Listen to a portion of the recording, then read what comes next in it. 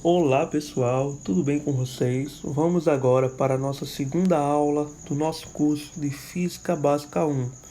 O tema dessa aula será velocidade média, tá? Então, antes de falarmos sobre velocidade média, vou pedir para vocês se inscreverem no canal e para me seguir no Instagram, @eziel_domingos, tá? Então, antes de falarmos sobre velocidade média, vou apresentar para vocês alguns conceitos aqui importantes, tá? Então vamos lá. O primeiro conceito que eu vou falar para vocês é de variação do espaço. Como vimos, quando estamos tratando de cinemática unidimensional, utilizamos uma reta com uma flecha apontada para a direita, para representar esse nosso referencial, né? Então vamos supor que essa reta é uma pista, tá? Vamos supor que inicialmente eu tenho uma bolinha nessa posição da pista. Eu vou chamar de posição S1, ok? Então a posição inicial dessa bolinha nessa trajetória é S1. Observação: sempre que vocês virem um ponto e um zero ou um O nas trajetórias, isso significa que esse O é o início dessa trajetória, tá? Então, na posição S1 é a posição inicial da bolinha e essa bolinha vai começar a se mover. Vamos supor que ela se mova até essa posição, que eu vou chamar de posição S2, tá? Então, dá pra gente ver que a partícula, essa bolinha se deslocou da posição S1 até a posição S2, tá? Então, o que é a variação do espaço? A variação do espaço é a posição final da bolinha menos a posição inicial da bolinha. Ou seja, é o quanto a bolinha se moveu, o quanto a bolinha variou. E como é que se calcula a variação do espaço? É da seguinte forma: ΔS. Esse delta na física e na matemática significa variação, tá? Sabemos que o S significa posição, espaço, né? Então a variação da posição ou do espaço, ou seja, ΔS é igual à posição final, que nesse caso é a posição 2, S2, menos a posição inicial, que é a posição S1. Então dessa forma a gente calcula a variação do espaço de um objeto, de um corpo, tá? Que é o nosso ΔS. Se a posição inicial coincidir com a posição final, isso quer dizer o quê? Que o ΔS é igual a zero. Quer dizer que a bolinha não variou seu espaço, tá? E antes de falarmos sobre outro conceito, quero discutir com vocês o seguinte: quando a partícula se move,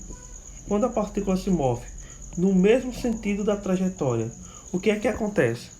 Quando a partícula se move no mesmo sentido da trajetória, por exemplo, tem uma trajetória para cá e a partícula está sempre se movendo nessa direção, isso quer dizer o quê?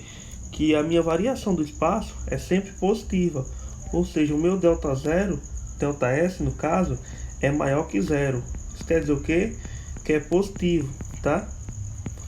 E quando eu tenho o contrário, quando eu tenho uma trajetória para cá e a bolinha se movendo na direção contrária, isso quer dizer que o meu ΔS vai ser negativo.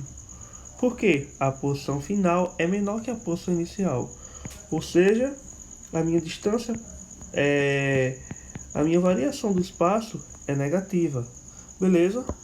Então isso é a variação do espaço. A variação do espaço é a posição final do corpo menos a posição inicial do corpo. Beleza? Então, sabendo o que é a variação do espaço, vamos para a distância percorrida. Ué, professor, mas a variação do espaço não é a mesma coisa que a distância percorrida? Em alguns casos sim, em alguns casos não. Por isso que é melhor a gente tratar de maneira distinta, beleza? A variação do espaço sempre vai ser a posição final menos a posição inicial, beleza? Então vamos falar sobre a distância percorrida. Vamos falar sobre o primeiro caso, cálculo da distância percorrida. O primeiro caso é quando a partícula se desloca no mesmo sentido da trajetória. Vamos supor esse primeiro exemplo aqui. Inicialmente, a partícula está aqui na posição S1 e vai se mover até essa posição S2 aqui. Eu pergunto, qual foi a distância que a partícula percorreu? A partícula percorreu essa distância aqui, D. Então, como é que se calcula a distância D? Se vocês veem, essa distância D é a mesma coisa de que eu calcular o nosso ΔS, que é o S2 menos o S1, não é isso? Então, nesse caso, a distância coincidiu com a variação do espaço. Vamos para esse caso agora, quando a partícula percorre no sentido contrário da trajetória, só que no mesmo sentido, sem mudar a sua direção, tá? Então, inicialmente eu tenho uma partícula aqui, na posição S1, e vai se mover até essa posição aqui, ó, S2, beleza? Então, o que é que vai acontecer com a distância D? A distância D se calcula como? Nesse caso, a gente viu que quando a partícula se move no mesmo sentido, o ΔS é positivo. E quando a partícula se move no sentido contrário do referencial, o ΔS é negativo. Porém, a distância não tem como falar em distância negativa. Então, como é que a gente calcula a distância? A distância, nesse caso, quando o sentido é contrário ao referencial, a distância é igual ao módulo do variação do espaço. Ué, mas o que é o módulo? O módulo é uma função matemática em que transforma todo número negativo em um número positivo. Por exemplo, vamos supor que vocês calculou o ΔS e deu menos de 2 km. Quem vai ser a distância? A distância vai ser o módulo de menos 2. E o que é que o módulo faz? O módulo pega todo número negativo e deixa positivo, tá? Então, nesse caso, o que a gente faz? Calcula o ΔS e toma o módulo.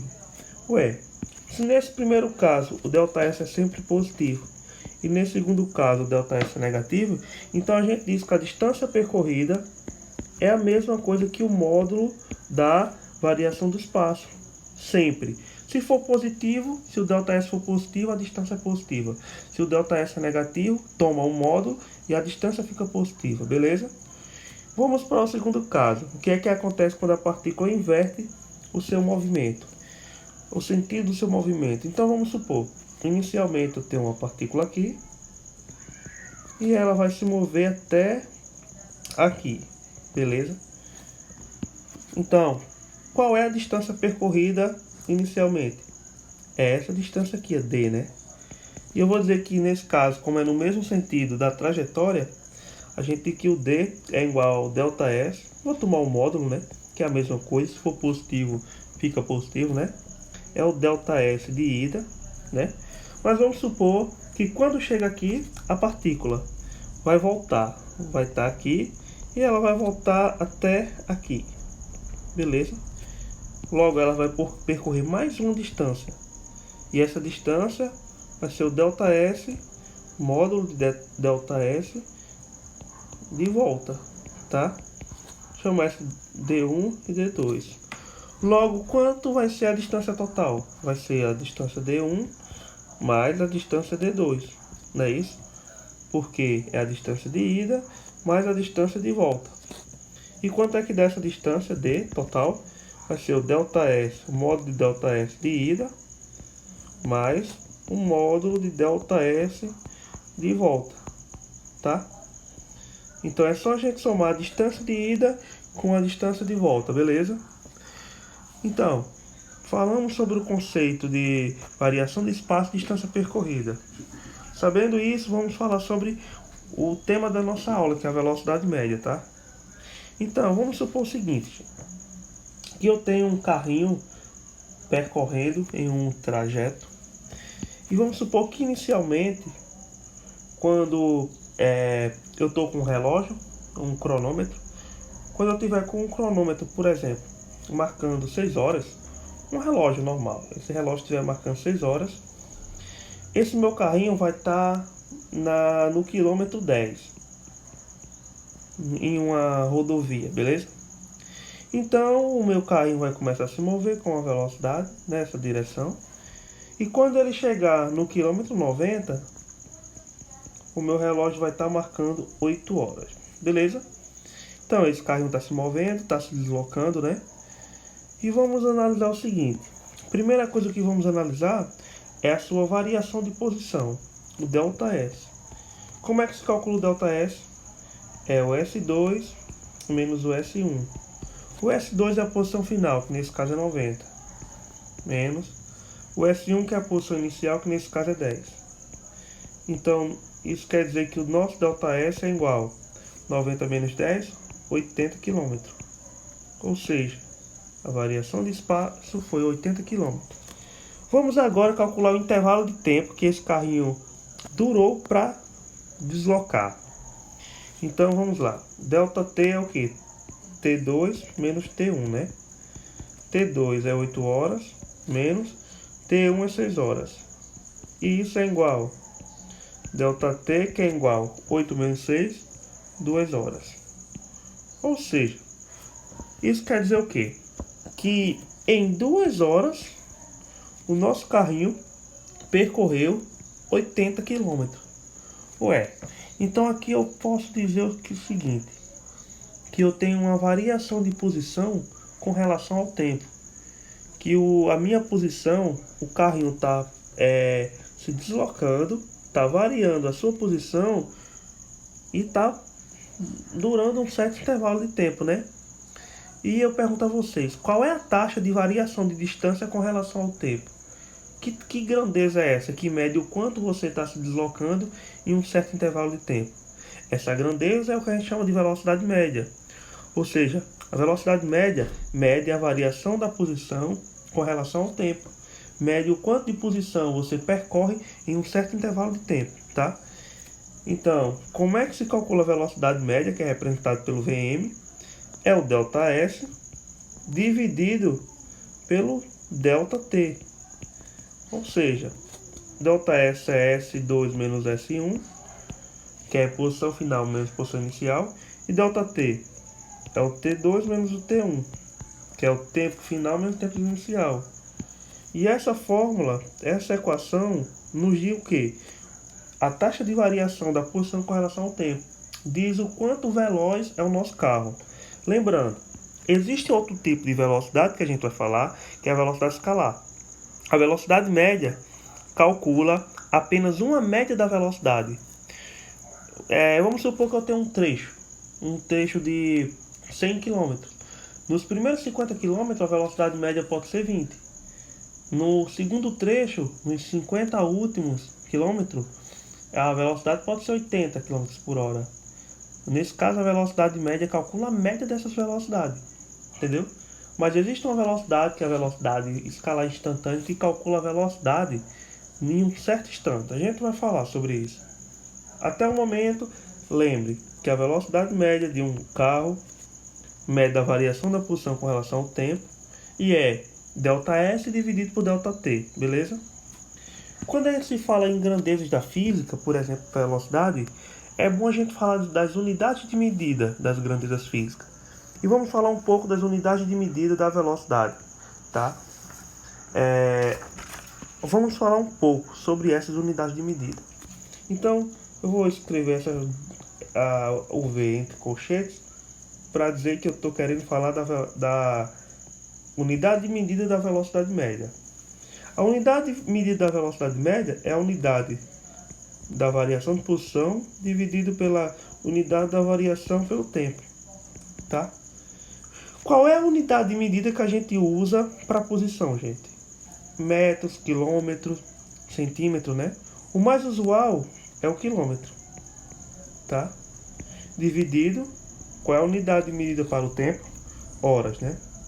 Ou também minutos ou segundos. Então, a unidade de medida mais usada na física para velocidade é quilômetros por hora, ou também metros por segundo, tá, gente? Às vezes é muito importante a gente saber uma relação. Se eu tenho uma velocidade em metros por segundo, eu quero saber converter essa velocidade para quilômetros por hora. Como é que a gente faz? Antes de tudo, eu preciso escrever uma relação. Que 1 metro por segundo é igual a 3,6 km por hora, beleza? Essa é uma relação muito importante. E vamos supor o seguinte, que eu tenho uma velocidade em km por hora e quero transformar essa velocidade em metros por segundo. Como é que eu faço? Eu tenho uma velocidade em km por hora e quero transformar em metros por segundo. Simplesmente é só pegar essa velocidade em km por hora e dividir por 3,6. Então o seu resultado é em metros por segundo. E se eu quero o contrário? Eu tenho metros por segundo e quero transformar em km por hora. Aí é só eu multiplicar por 3,6, tá? Pego a velocidade em metros por segundo e multiplico por 3,6. Beleza? E para encerrar nossa aula, eu vou falar sobre dois tipos de movimento, que é muito importante a gente saber. Cai muito no Enem, esses tipos de questão. E é o seguinte, vamos supor que eu tenho um movimento de um corpo, de um carrinho, no sentido da trajetória. Por exemplo, eu tenho uma trajetória para cá e eu tenho uma bolinha se movendo nessa direção, no mesmo sentido da trajetória. Isso quer dizer o quê? Se é no mesmo sentido da trajetória, a variação do espaço, ΔS, é positiva. Não é isso? É sempre positiva. Se o ΔS é positivo, a gente viu que a velocidade média também é positiva, tá? Então, quando o ΔS é positivo e a velocidade média é positiva, a gente diz o quê? Qual é o tipo de movimento? A gente diz que esse movimento é progressivo. Então, quando a velocidade média é positiva, nós estamos num movimento progressivo, tá? E quando eu tenho um movimento no sentido contrário da trajetória? Vimos que o nosso ΔS é negativo, nesse caso, né? Se o nosso ΔS é negativo, logo a nossa velocidade média é negativa também, tá? Como o nosso ΔS é negativo e a velocidade média é negativa, chegamos na conclusão que o movimento, esse tipo de movimento, é chamado de movimento retrógrado, porque está sendo contra o movimento, o sentido da trajetória, né? Então, gente, é bom vocês lembrarem disso aqui, desses dois conceitos. Movimento no sentido da trajetória, teremos o movimento progressivo, e movimento no sentido contrário da trajetória, teremos o movimento retrógrado. E é isso aí, pessoal. Na próxima aula teremos apenas resoluções de exercícios sobre a aula 1 e a aula 2, tá bom? Se inscreva no canal e obrigado por assistir até aqui.